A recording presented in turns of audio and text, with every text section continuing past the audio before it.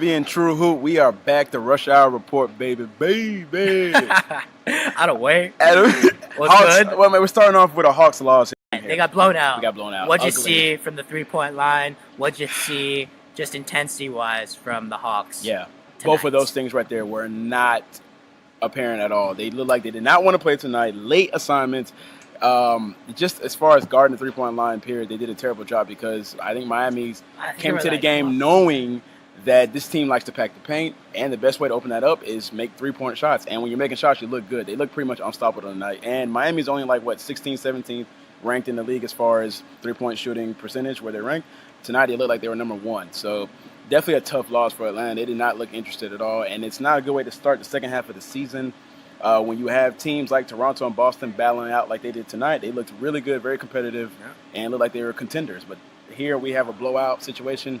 Not a pretty game at all. A lot of turnovers, man. A lot of turnovers, a lot of missed assignments. Yeah. Miami shooting the way they did from three-point. You can't win games like that. And we've seen all season that the Hawks are capable of, they're capable of beating really, really good teams, and then they'll come in a game, and we'll see them at home especially. Yes. Put up a dud. Yes. And you want to leave that in the past because it's so weird. You're starting the second half of the season and you're bringing forth something you kept doing in the first half of the season, which is getting blown out randomly by teams that you look at as not as on what you're don't have the aspiration that you have. We've seen this kind of inconsistency even before the break. Yeah, and it's kind of carried over here. So.